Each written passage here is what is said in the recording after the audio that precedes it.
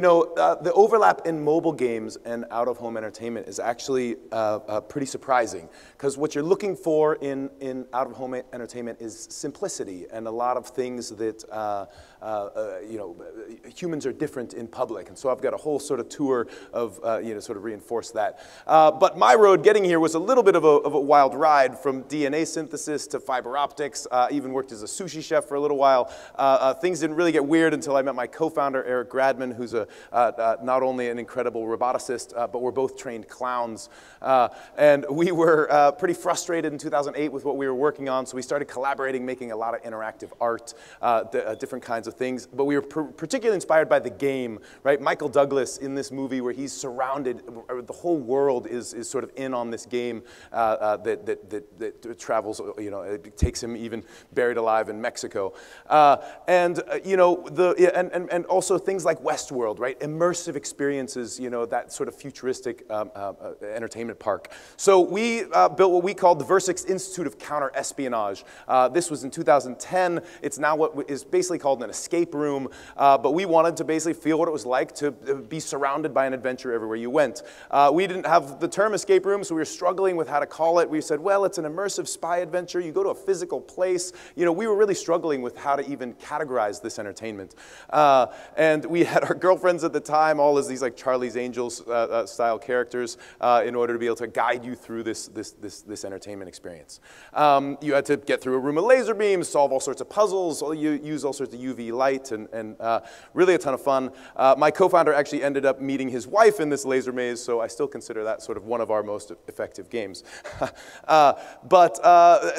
We moved on from there, ended up making some, we thought, well, everybody's got a mobile phone in their pocket, so let's populate the world, overlaid on GPS, a bunch of trees and flowers and special fruit that you can collect. We overlaid on the world, gridded the world, and yeah, we weren't really so right about that one either, but this is what it looked like. You would play around, and we were like, well, why is anybody going to go to the edge of a street in order to be able to play a game? If only we'd stuck with it. We also said, hey, Rock Band is awesome, Space Battle is awesome, let's do Rock Band for Space Battle. It was literally a 3-on-3 game where there was a pilot, a gunner, and a navigator on one ship, a pilot, a gunner, and a navigator on the other ship. This was really a great example of something being just way too complicated. People in public really need simplicity, and I think a lot of the great games, whether you're talking about mobile or console, they have a sort of a really nice ramp to get you into the game, right? You can't go to Super Mario Brothers level 2 without understanding level 1. So we founded a circus, a high-tech circus, to continue to explore this world of emerging technologies as they intersect with entertainment, but particularly in and out of home. Built an escape room for Warner Brothers, did help Dave & Buster's prototype VR, very early, right after the launch of the Kickstarter. Helped Samsung launch their Gear VR at IndyCar, strapping cameras to race cars. The Super Bowl, so that you could feel what it was like to run the touchdown pass. The Olympics, you could feel what it was like to be inside of the gym, jump off the high dive. And even helped the Mexican Board of Tourism get some attention with a cloud that rains tequila. So really a spectrum of stuff. We started to play in this sort of out-of-home attraction world. And the trends that we were really running with were number one, consumers really want experiences over owning things, right? There's this huge transition from just wanting to buy stuff, right? Amazon's delivering all your stuff. What are you going to do with that free time? Really, this sort of new experience economy was really something that was starting to take root as early as 2000 and as 2008. Mark Cuban famously invested millions of dollars into a haunted house, right? The haunted hayride up in Los Angeles, really getting on the bandwagon of experiential. Forbes, and if you don't read JWT's Trend Deck, I highly recommend, big agency deck they put out every year. They identified brand experiences as being immersive as early as 2014. And Forbes saying, hey, millennials particularly care about experiences over owning things. It's all, it's all about that experience. So the other one was retail's changing, right? We've got this glut of retail, all this extra retail space. And if Amazon's delivered all your stuff, what are we going to use that physical space for? We are still social animals, right? We still go out in public, right? You can pay, a lot more money to have a martini in public than drinking it at home, and you still go out and you pay the extra money, right? Because you want to be around other people. But to buy physical stuff, you don't need as much, right? We're losing all of those stores. So retail should require your body. You should physically have to be there for it, right? So that's a clear answer with food and beverage. Health and wellness, right? Fitness, you're seeing Orange Theory and all those things really work. Entertainment's a no-brainer. And work and learning, things like WeWork and some of these new approaches to learning. This other piece is interactivity, right? Not just passive, right? The classic form of entertainment, you as a passive observer of a book, you as a passive observer of a movie, being able to really engage people and give them that content. I just love this picture of the bored millennials. They're at a state fair, right? This picture went viral. They literally are at a state fair and they're like, wah, wah, what am I doing here? When the reality is we've had this like increasing immersion in entertainment from books to movies. Video games, you get some control with your thumbs. A Wii and a Kinect, you get to dance around in front of it. VR, super exciting. You can look around and have some control over that environment. But real life, definitely the highest resolution, right? This is the best way to be able to navigate an experience. Haptics that can kill you and everything. So if that old world was passive entertainment, this new world of being able to be active in it, being able to be sort of part of a creator, and if not the full creator, at least a co-creator, being sort of guided along by those game makers, by those experience makers. So just quick readback. Experiences over things, retail is changing, engagement is interactive, and there's a continuum between these. We've got a lot of terms to describe this stuff: virtual reality, augmented reality, mixed reality. There actually has been a bunch of other ones: alternate reality games, transmedia is an old term, escape games, immersive theater. I really think of all this stuff in sort of one bucket of really transitioning to being an active participant in that narrative. So narrative reality is a way I like to think about it, overlaying different kinds of worlds on top of your world. Pokemon Go has done an incredible job of this. And it's about being able to really immerse you in that world. A friend of mine, Ryan Lukin, says, a picture of a glass of water is so much different than actually drinking that glass of water. I could tell you about it forever until you actually do it, you won't really know. So just a few great examples of this, right? Who doesn't want to go down the rabbit hole, with Alice in Wonderland? If you haven't tried Gnomes and Goblins, it's freaking incredible. Great VR piece that gives you a little taste of sort of what it might have been to be like Alice.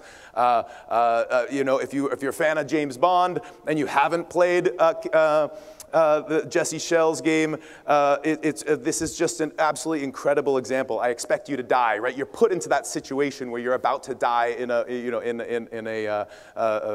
as part of a spy, and you have to figure out how to get out.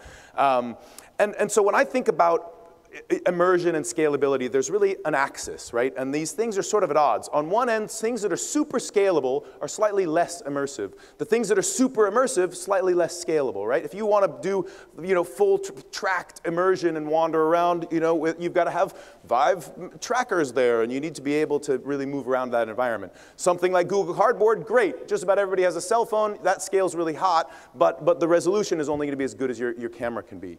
Now, Pokemon Go did an incredible job of creating a scalable world, but it's only ever just on your phone. So we can put that sort of really high on the scalability, sort of low on the immersion side. The other side, full body tracked virtual reality, if you're familiar with Void and Nomadic, super incredible, right? Environmental effects, all this stuff. You are living inside this world and you get to move around inside it, but really low on the scalability, right? You have to physically install a place in order to do this. So high on the immersion, real low on the scalability. And so this is where out-of-home entertainment comes in that, the connection between what you can do on mobile, hyper scalable, less immersive, what you can do in out-of-home, hyper immersive, low scalability. You want to be able to provide, touch points for a brand, for an IP, it's sort of all of the points along that chain. And out-of-home has other really particular advantages. There's this term 1990, right? And this came out of the Wikipedia, the sort of wiki days, right? The idea being that 1% are the authors. They're really creating that original article. 9% might be the editors. 90% they're just going to read it. They're the consumers. And you can think about this like your fans, right? The fans who want the total immersion, right? They're going to come all the way down to Disneyland from across the world in order to be able to just roll around in that IP. Then there's other people who are really just going to like watch the movie.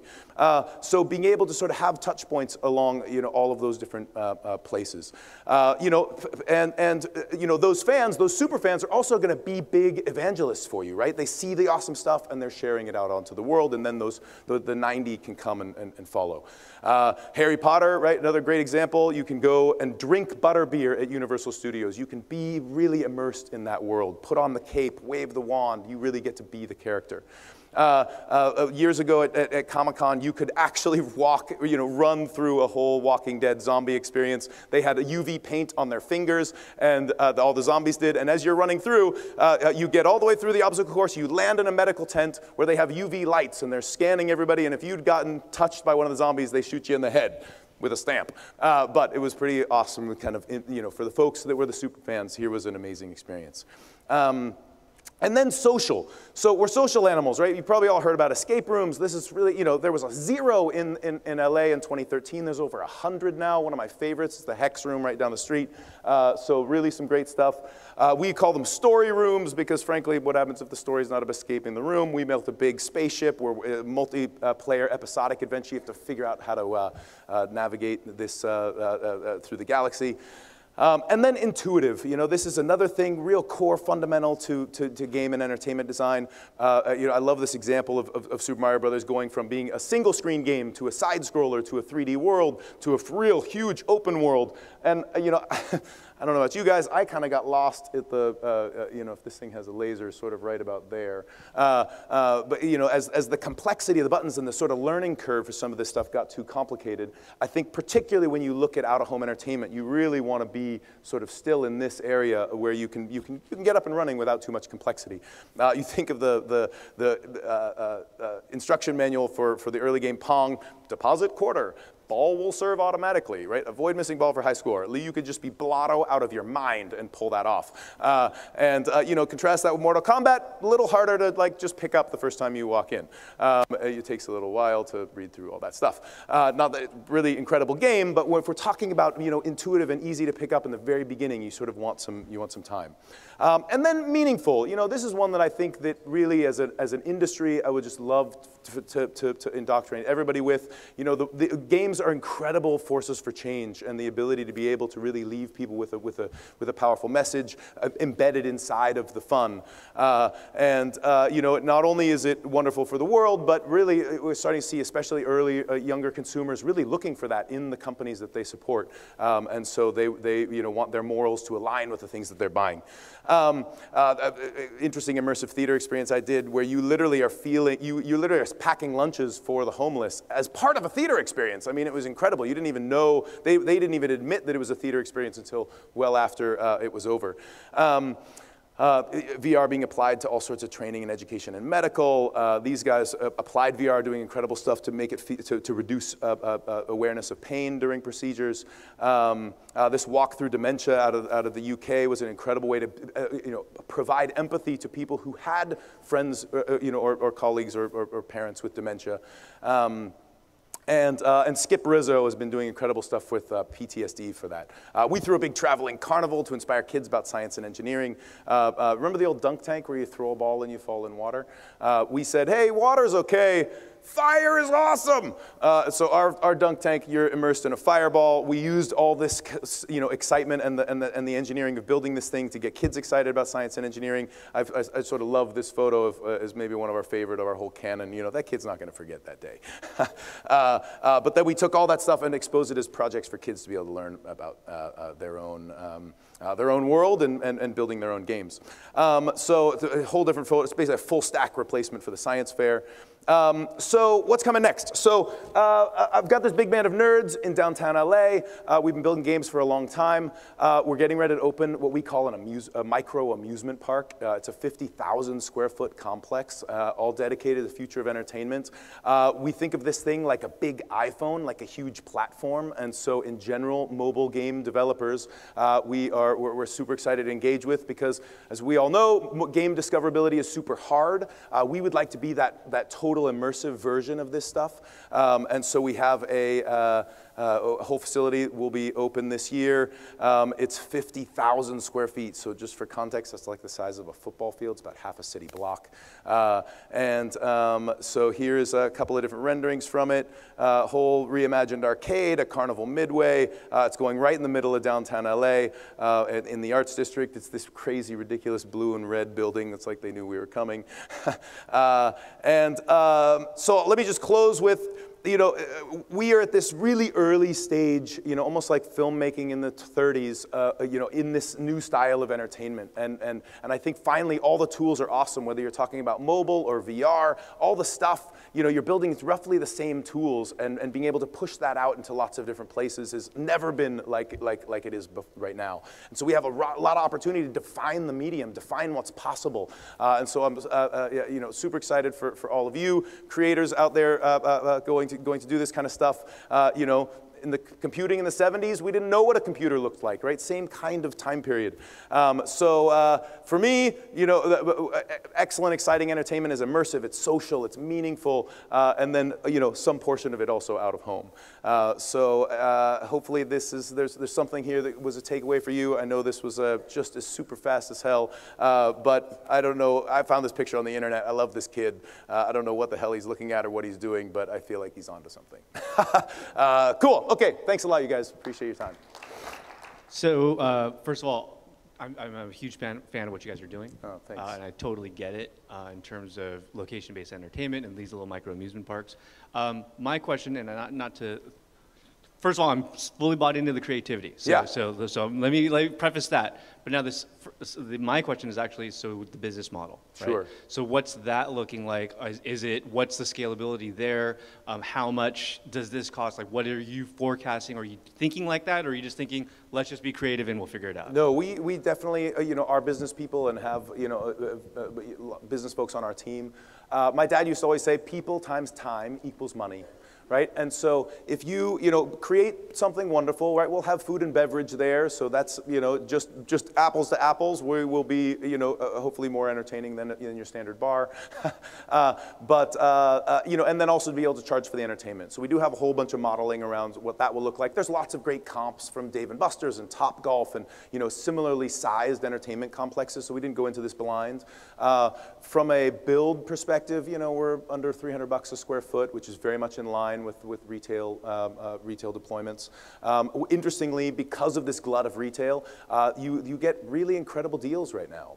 And so especially for something that is traffic driving, complexes that have lots of spaces and they want to get attendance to those places, they will really move mountains to get things that will drive traffic into those locations. So it's really particularly special time for out-of-home entertainment. For us, it's this is a go-to-market strategy, and so it's but there's very sound business behind it. So the downtown complex is sort of like your prototype in a way, and then from there, are you thinking, how can we, is the goal to get to 1,000 stores yeah, around the world? 100 in the US and 200 in China. But it is, LA is our template, is our prototype. We'll actually move our company to the front of the park so that we're literally right on top of it. The front 10,000 square feet for the company. We're already looking at sites 2, 3, and 4. We're looking to run very fast. We have an incredible woman from the amusement park world, Kim Schaefer, if you've ever heard of Great Wolf Lodge, which is just right down the street. She grew that company from 1 to 17 locations and left to join us doing this. So she was the CEO of that and is an incredible operator. So we're really looking to go fast and huge. Yeah, great talk. I was curious about the meaningful. What do you Do you have some advice on how to make these experiences more meaningful, or where the opportunities are? Yeah, to absolutely. meet your, to lead your people and meet your business goals. Such a great question. When we first started Two Bit, I had all this band of super nerds, right? Physicists and roboticists and all this stuff, and I was like, God, of all the things these smart people should work on, what should we work on? And it was like kind of not intuitive at first. I was like, where's the master list, stacked ranked list of the problems to solve? And I didn't find it immediately, but there are a few lists. The UN has their sustainability development goals. Most of the big VCs, Y Combinator, Andreessen Horowitz, have a call for the things that they want to fund, that they think are very highly leveraged movements for humanity. The National Academy of Engineers has their hard problems. And so I would look to any one of those, find, and there's a few common denominators. Education, big one, right? Our current system is not optimal, not even by a long shot. But there's a bunch of other ones on there. There's a sort of a top 30 list of meaningful things that you can work on. And then which attracted your team, your super band of nerds? Education.